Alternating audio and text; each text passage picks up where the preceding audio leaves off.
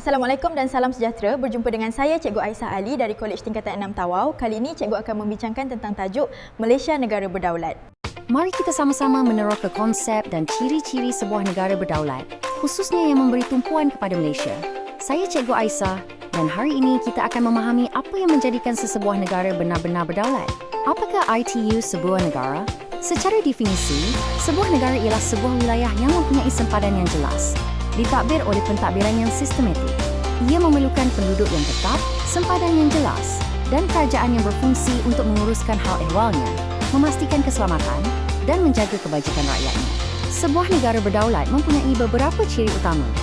Terdapat 9 ciri utama yang perlu pelajar tahu, iaitu mempunyai sempadan yang jelas, sistem kerajaan, sistem perundangan, penduduk atau rakyat, merdeka, berkuasa sendiri, berwibawa, berideologi dan beridentiti. Baiklah, ciri yang pertama iaitu sempadan yang jelas yang dapat melindungi kedaulatan sesebuah negara.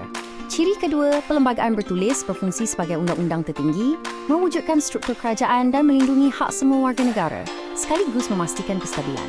Selain ITU, sebuah negara berdaulat juga perlu mempunyai rakyat atau penduduk yang tinggal tetap yang mempunyai kewarganegaraan. Merdeka, iaitu bebas daripada penjajah. Kelima, berkuasa sendiri dalam melaksanakan pentadbiran. Ini bermakna negara menguruskan pentadbiran dan undang-undangnya sendiri tanpa campur tangan luar. Tambahan pula, sebuah negara berdaulat adalah berwibawa, bermakna ia dihormati di peringkat antarabangsa, seterusnya mengekalkan sistem perundangan yang komprehensif.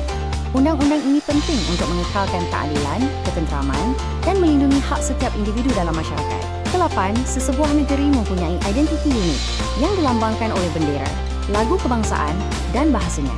Akhir sekali, ia mempunyai ideologi kebangsaan yang menyatukan rakyatnya, memupuk keharmonian dan kestabilan. Baiklah, itu sahaja. Semoga apa yang Cikgu terangkan tadi dapat difahami dengan mudah.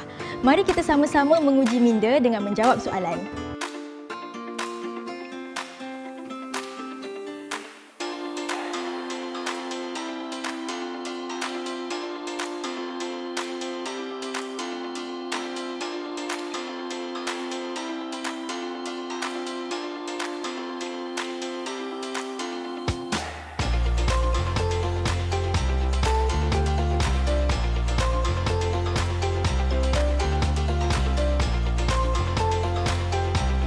Semoga video ini memberikan manfaat kepada semua pelajar. Semoga kita berjumpa lagi dalam video yang akan datang.